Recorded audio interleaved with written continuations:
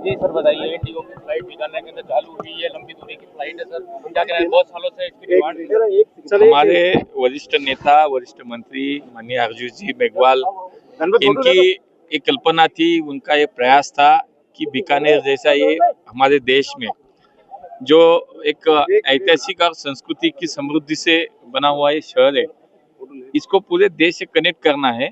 तो इसे एक अच्छी तरह से इस हवाई मार्ग से कहीं ना कहीं दिल्ली हो, कोलकाता हो, इसी शहरों से जोड़ना चाहिए। तो मुझे लगता है कि उनके प्रयास जो होते हैं उनको अभी यशस्वी हो रहे हैं। आज इंडिगो की flight Delhi to Bikaner, Bikaner to Delhi के लिए आज शुरू हो गई। तो मुझे लगता है कि एक अच्छा जनप्रतिनिधि के नाते इस शहर के प्रति जो उनकी भावना है वो इससे प्रतीत होती है कि मेरा शहर और ये जो शहर की विरासत है ये पूरे देश में पहुंचे। तो मुझे लगता है कि उनको मैं हृदय से धन्यवाद दूंगा, उनका अभिनंदन भी करूंगा। सब बजट के अंदर 2400 करोड़ से अधिक मिला है सिविल एविएशन को, सर क्या कहना चाहेंगे उड़ान सिविल एविएशन सेक्टर में अगर हम देखते हैं तो पिछले 10 साल में बड़ी क्रांति हुई, माननीय मोदी जी के नेतृत्व में बड़ी क्रांति हुई है। हमें मालूम है कि पिछले 10 साल के पहले इस देश में केवल 57 एयरपोर्ट से आज अगर हम देखते हैं तो 157 एयरपोर्ट्स ने पूरे टोटल बन गए। हमने वायुयान विधेयक लाया, सी पॉलिसी में बदलाव लाए, ड्रोन पॉलिसी लाई। आज उड़ान के माध्यम से पूरे देश में तकरीबन 600 के ऊपर आज हमारे रूट्स बने हुए हैं। अगले इस बजट में भी हमने देखा है कि अगले 4 साल में, अगले 5 साल में तकरीबन 4 करोड़ नए लोग उड़ान के माध्यम से जुड़ जाएंगे। 120 नए सेंटर्स कनेक्टिविटी के लिए यहाँ पे खड़े किए जाएंगे और मुझे लगता है कि ये बड़ी क्रांति मोदी जी के नेतृत्व में सिविल एविएशन में हो रही है।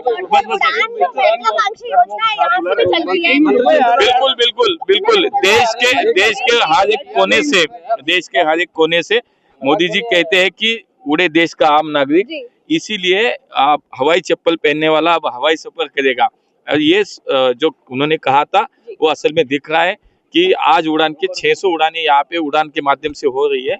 आगे जाके मैंने अभी बोला है कि 1.5 करोड़ अभी तो लोग उड़ान से जुड़े हुए, आगे 4 करोड़ लोग 5 साल में जोड़ने वाले हैं। Thank you. नोएडा जो है सबसे बड़ा, एशिया का सबसे बड़ा बनेगा इंटरनेशनल। बिल्कुल, बहुत जल्दी बनेगा। नोएडा का है और नई मुंबई का एयरपोर्ट बहुत ही जल्दी लोगों के लिए ओपन होगा, ऑपरेशन में आएगा। ये बीकानेर वासियों के लिए एक अद्भुत सा हमें रिस्पांस मिला और सौभाग्य की बात है कि यहाँ से अब रेगुलर नियमित रूप से इंडिगो की फ्लाइट दिल्ली के लिए मिलेगी। इंडिगो के साथ साथ कनेक्टिंग फ्लाइट भी ऑल ओवर इंडिया के लिए देंगे। तो ये ऐतिहासिक पल है बीकानेर वासियों के लिए और बीकानेर के लिए। सर बीकानेर से कलकत्ता और आगे और भी जगह की, बॉम्बे वगैरह की भी फ्लाइट की बात चल रही है, कितनी जल्दी? हाँ जी बिल्कुल है। इसकी मैं जोड़ते हुए, क्योंकि अभी मंत्री जी ने भी आपको बताया था कि कोलकाता का एक एरिया पूरा बीकानेर है जी।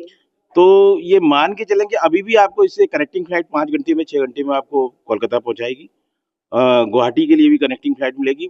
उसके साथ साथ यहाँ पे भी उनका इंडिगो का इतना बड़ा सेटअप है कि 4 फ्लाइट अकोमोडेट कर सकते हैं।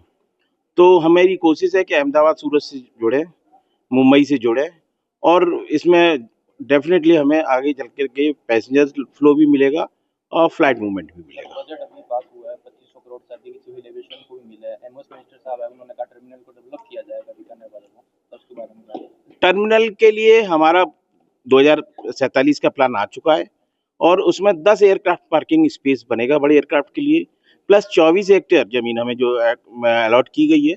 उस जमीन पे पूरा हमारा डीपीआर प्रोजेक्ट रिपोर्ट तैयार हो गई है और वो प्रोजेक्ट जैसे ही एक डायवर्जन वन विभाग का चल रहा है, कंप्लीट होने के बाद में हम इस प्रक्रिया में पूरी तरह से लग जाएंगे और हमें जल्दी से जल्दी हम यहाँ पर नया एयरपोर्ट के रूप में भी देखेंगे। बीकानेर एयरपोर्ट को उड़ान योजना के अंतर्गत भी आता है, उड़े देश का हर नागरिक, हम पहले भी इससे बात कर चुके, तो उसको लेकर के और क्या डेवलपमेंट्स की बात है?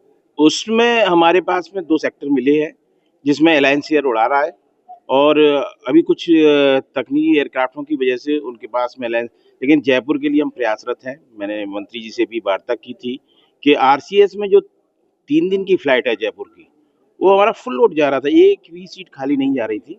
तो हम यही कोशिश करेंगे कि अगले महीने तक हमें फिर से रेगुलर एक फ्लाइट जयपुर की मिल जाए। आरसीएस में, और आरसीएस के संचालन में तो यहाँ कोई प्रॉब्लम बाधा नहीं है किसी भी तरह की, और ये लोग भी हमारे पैसेंजर भी बहुत मिलते हैं हमें। सर बताइए जो आज बीकानेर के अंदर हाँ, सो बीकानेर की ये इंडिगो की पहली विमान है। ये सेवाएं पूरे हफ्ते भर रहेगी और कोशिश ये रहेगी कि आगे से आगे हम बीकानेर से बाकी जो सिटीज़ हैं भारत की उनको कनेक्ट करें।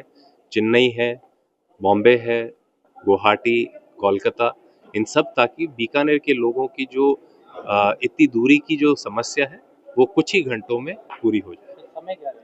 समय अभी उसकी पे वर्कआउट चल रहा है। जैसे ये वाली जो फ्लाइट बीकानेर से जो रवाना होगी, ये अभी लगभग 10:30 11 बजे पहुंचेगी।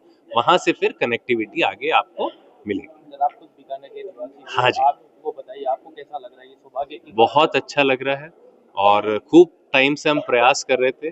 फिर एयरपोर्ट अथॉरिटी की तरफ से भी हमें मदद मिली। अर्जुन राम जी मेघवाल जी ने भी बहुत इस पे पूरा प्रयास करा, और आज आपने देखा होगा कि विमान मंत्री भी आए थे बीकानेर, तो उन सब ने बोला है और जल्द से जल्द यहाँ टर्मिनल भी बनाने का निर्णय लेने वाले हैं। तो जैसे ही टर्मिनल बनेगा बड़ी फ्लाइटें चालू होगी और बीकानेर की कनेक्टिविटी और ज्यादा होगी। सर आज एमओएस मिनिस्टर आए थे, उन्होंने कहा कि इसमें जमीन यहाँ पर बहुत है और इसको बड़ा डेवलप किया जाएगा। हाँ जी। और इसके साथ साथ में जो एक उड़ान योजना है हाँ। जो केंद्र सरकार की, उसको लेकर सर आप क्या कहेंगे? उसको लेके ये है कि सारा इन्होंने प्लान करा है।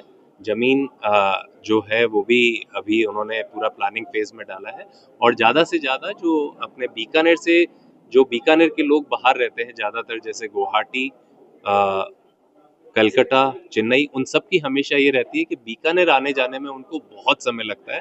तो ये दूरी बहुत अब कुछ घंटों की रह जाएगी। एज ए प्रोफेशनली आपसे बात करें, यंग यूजर हाँ। इस लाइन पर जाने के लिए हमारे युवाओं को क्या संदेश देना चाहिए? युवाओं को यही है कि बहुत ही इजी है।